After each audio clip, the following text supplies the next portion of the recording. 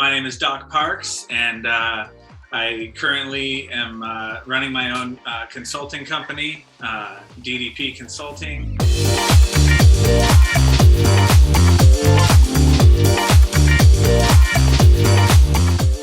As well as I started my own design company, and I've been partnering with some artists.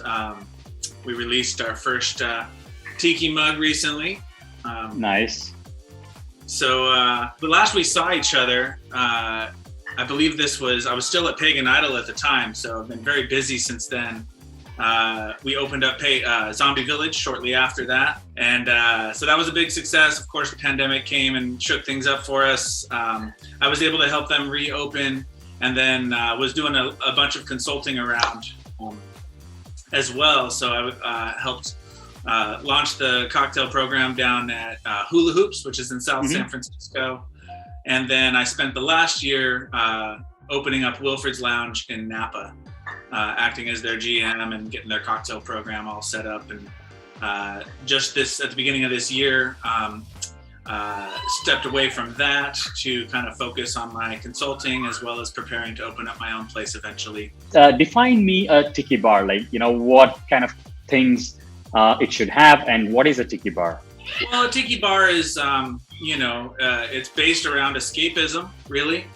And what you'll find at a Tiki bar, or maybe what you should find, would be elements of the South Pacific, tropical island environment.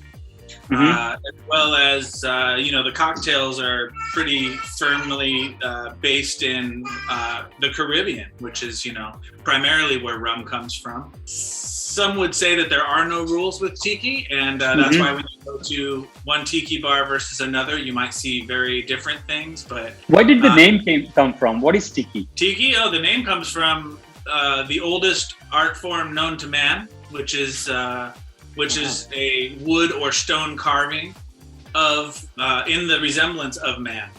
So that's where the name itself comes from. However, fast forward to the 1930s, which is when the first Tiki bar popped up from Don the Beachcomber, and he didn't call his place a Tiki bar, but eventually American culture kind of used the word Tiki to represent a Tiki bar. Fast forward almost 100 years, and here we are, trying to dissect where the word Tiki came from. I've not seen this much in London or Paris or any other sort of more cities. Is this more US concept? It certainly began in the US. It has, it had its rise and fall. Okay. 30s, 40s, 50s, 60s. It kind of died out and became more faux pas in the 70s, 80s, and 90s. The scope of a Tiki bar changed quite a bit, whereas most of the original, establishments closed.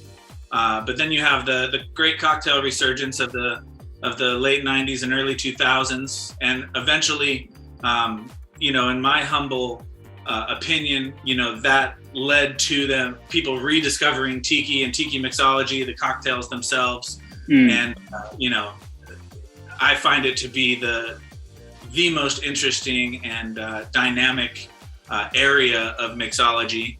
So nice. Whereas cocktails are more complex and, Yeah, I've seen all this, cocktail culture has been popping up lately, but Tiki bars usually had all this, bigger cocktail list and offerings, from many years. Let me ask you about opening a Tiki bar. Let's say if you're hired as a consultant, someone tells you that, hey, I want to open a Tiki bar, which kind of demographics or neighborhood you think that usually, that sort of customer is a good profile? Well, I mean, one thing you'll find about a good Tiki bar, if you open a really well done Tiki bar, I feel like any neighborhood will do, because if there's, a reasonable amount of people and people that go out or are looking for somewhere to eat and drink, or just kind of, again, it's based around escapism.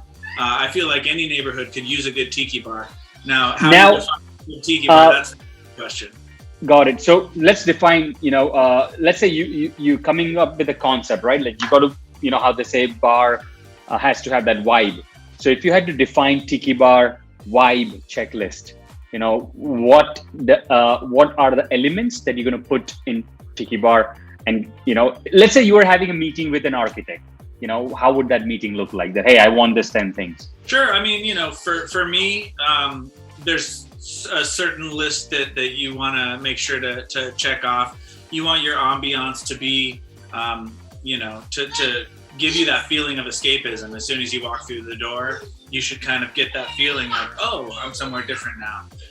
And part of that ambiance is going to come from the soundtrack, the music that you're listening to, and the ambient sounds that are in the space, as well as the design, So depending on what your space is laid out like, there's a lot of different ways to do it. There's so many great spaces to use as kind of a template. For instance, if you look at Pagan Idol versus Zombie Village, those are two very different floor plans, but both are very immersive in their experience. Pagan Idol having the two separate rooms, you got the captain's quarters in the front. You want to take advantage of that nautical element to Tiki, which really comes from exploration. That's how the Europeans found the Western world. And then you go up into the island side of the bar from there, and you're underneath this big canopy by a great big bar loaded with rum and beautiful spirits. And beyond that, you step out under a starry night sky where there's some tiki huts in the corner, a little fake volcano with a waterfall. So all of those things kind of play into what Tiki is. I suppose if you're going to call it a Tiki bar, the most important thing is to have tikis. If you don't have tikis, in my opinion, it's not a Tiki bar. True. However, you can have a really great bar that, has South Pacific, design elements and, tropical vegetation and plants and things like this, tropical cocktails, no tikis, and it's still going to be a wonderful place to be. Just maybe you don't call it a Tiki bar. What about the bar? What kind of drinks do you think should have? Tell me about the cocktail list. What's your tip there for a Tiki bar? Sure. Well, I mean, the expectation of a modern Tiki bar is going to be that you can execute the classics, right? So you're going to have a Mai Tai, you're going to have a zombie, you're going to have a 3 dots and a dash and a jet pilot, and then cocktails that aren't necessarily Tiki but often associated with a Tiki bar, things like a painkiller, a pina colada. Things like that. The list goes on and on. So you want to have a good, the ability to produce those cocktails, even if they're not on your menu. There's going to be an expectation for you to be able to make those things. I'm just thinking like it can be false. Like Tiki bars, I'm thinking generate more cocktails, which means more profit and more revenue than an average bar. Because in an average bar, usually they will have more, JD and Coke or Smirnoff and vodka or beer and whatever, like Bacardi and rum, But here it's usually like $12 to $15 cocktails. So do you think that Tiki bars generate more revenue and profit just by pure sale counts? That really depends on how you're running it. They certainly can. The margins can be very, better. Average, I would say. So whether you're selling a shot of Jack Daniels or a jet pilot, you're going to make a good margin percentage-wise. Either way. So one might argue that it's easier and takes you less labor because a modern Tiki bar should also be using things like fresh juices, and there's a list of ingredients that ultimately end up being house made if you can't source them. There's sourcing issues with certain ingredients, so there's a certain amount of labor that goes into it as well, but all of those things can be streamlined, and profitability, of course, is super important in today's world. So to answer your question, yes, the margins are great for the cocktails. What are these 3 or 4 things that you would ask in an interview or that you look for that fits in a Tiki bar? For me, the most important is just a general interest in Tiki.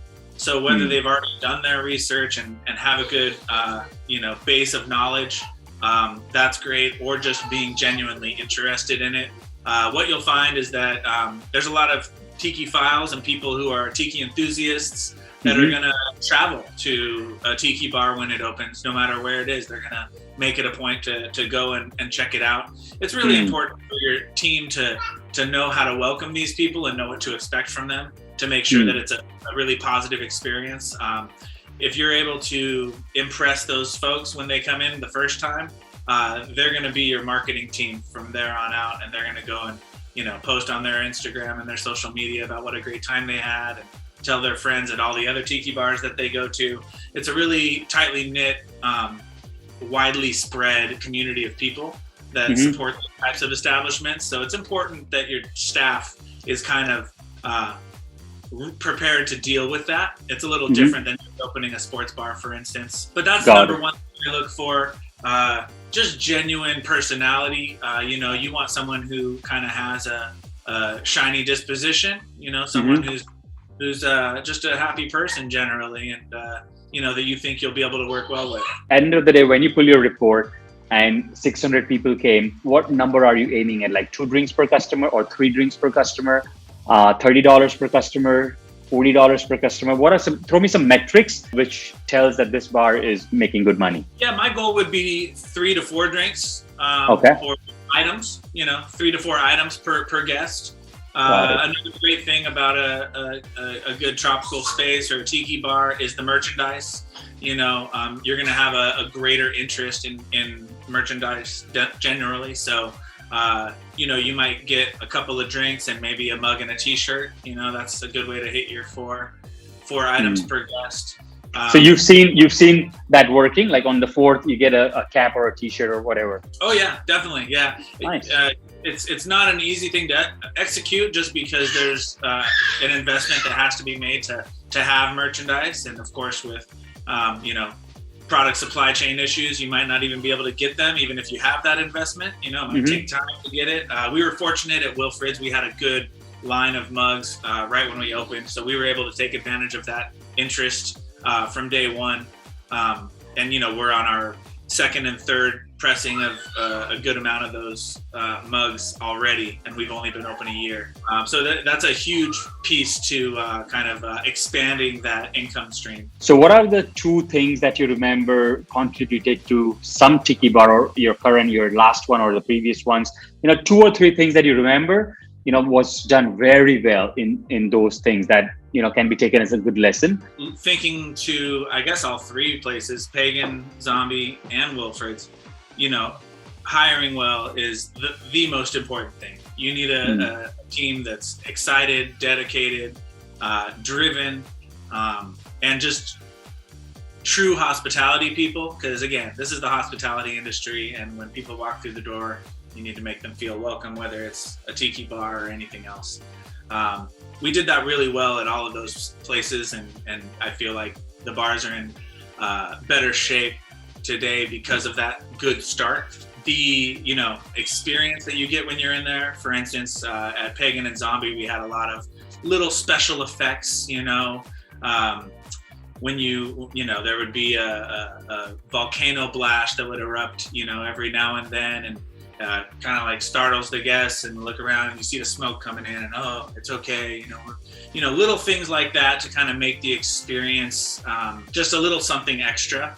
I feel like I personally loved, you know, the private settings, you know, the little decks. So to get, you know, for business conversations or fun conversations or whatever it is, it's private, and then because it's private, the longevity goes, you know, like you sit there and you drink more and you just want to chat and do a good meeting there or whatever you're doing, you know? That's a great point. Zombie Village had all those huts on the one side of the bar, and, you know, we created a pretty solid reservation system around that, because people really gravitated to that, you know, whether you came with a group or just a couple of people, it's desirable to be back in those huts and have a server come in to help you guys out. It creates a really unique experience. And so I feel like that's really important to open when you're opening a tiki bar, is to design and set up your space to where you have those kind of experiences to offer people. What about 2 or 3 things that you think have, contributed to failure or bad executions? Sure. I think that it's really important to balance your cocktail program, right? So like you were talking about having, a large menu. Having a large menu is great. You really want to be able to offer your guests a lot of things, but being able to execute that in the well without having to run around for ingredients or anything like that is super important. So making sure that your menu. So basically know your capabilities, your speed, your actual what you can do, and then only stick to that. The moment you go beyond, you're setting up for failure yourself, something like that. Yeah, exactly. Yeah, same thing, and with that, a big consideration, and the reason why it came to mind is glassware storage, right? If you're trying to have 6 different glasses that you're using for your cocktail program and you have nowhere to store them. True. What will happen during service is the stuff that, work stress streams are made of. You're running around looking for glass that doesn't exist because there was nowhere to put it in the first place. Anything else which, someone who wants to open a tiki bar would like to know? DDP Consulting for all of your Tiki Bar building needs. Check me out for sure. Absolutely. Where can we find what's your website or your Insta handle? Doc Parks Designs. You can find me there. That's docparksdesigns.com, and then doc_parks on Instagram and Facebook.